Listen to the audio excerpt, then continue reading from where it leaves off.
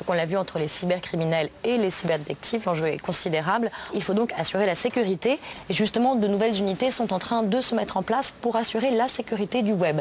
Qui sont ces nouveaux anges gardiens, ces cyberdétectives? C'est ce que vous allez voir dans cette enquête de Pierre-Alexandre Gassoussi. Un virus électronique, voilà à quoi ça ressemble. Lorsqu'il pénètre dans l'ordinateur, il se propage petit à petit dans tous les circuits. Et en quelques secondes, le pirate peut prendre commande du PC à distance.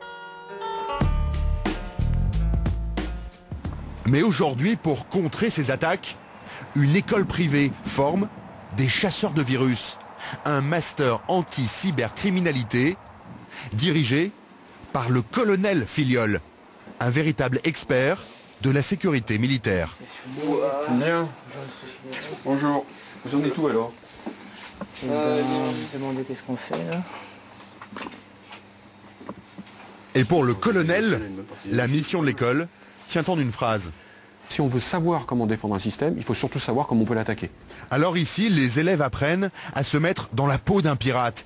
Exercice du jour, simuler une prise de contrôle de plusieurs ordinateurs. On a 2 îlots d'élèves. Ici, Jocelyn va jouer le rôle de l'attaquant.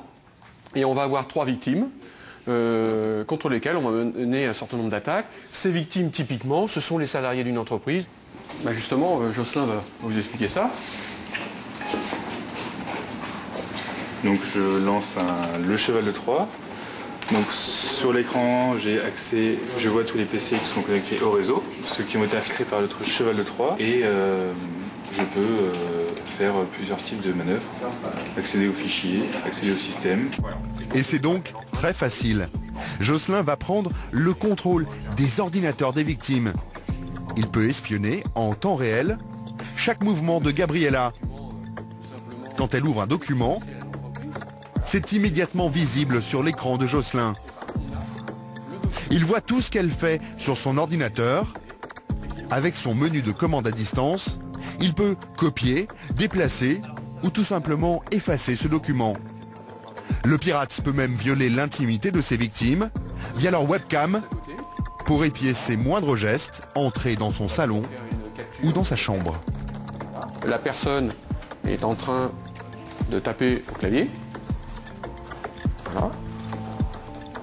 Donc ça permet de reconstituer ce qu'il écrit en fait. Voilà.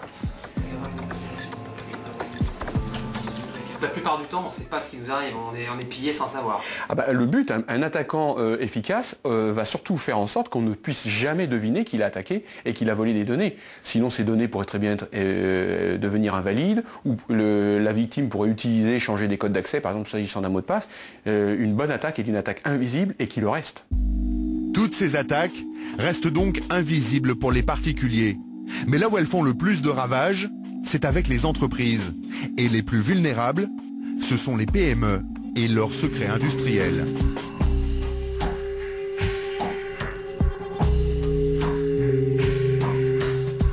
Le colonel Éric Filiol a passé 20 ans sous les drapeaux. Il a implanté un labo high-tech dans son école. Ce laboratoire collabore avec l'armée française qui cherche à se protéger des cyberguerres et les États sont de plus en plus exposés. Donc si vous avez un pays qui est fortement dépendant de l'informatique et qui a mis toutes ses ressources en réseau, il est bien évident que pour un attaquant, c'est une sorte de paradis. Et d'ailleurs, en 2007, l'Estonie a été victime de cette arme de destruction massive. Une attaque sans précédent sur cette petite république balte, pionnière dans l'ère du tout numérique, où toutes les infrastructures critiques, banques, gouvernements, hôpitaux, mais aussi distribution d'eau, dépendent d'un réseau informatique. En quelques clics, les pirates ont paralysé tout le pays. Pour ça, ils ont pris le contrôle de millions d'ordinateurs pour attaquer le réseau estonien. Toutes ces machines vont simultanément bombarder les serveurs en question et les priver de ces services. Donc imaginez ce qui a été... Ça va les bloquer en fait. Ça va les bloquer. Vous consultez une page web, c'est une requête. Mais imaginez que des milliers de machines ou des millions de machines à travers le monde souhaitent simultanément consulter cette page web.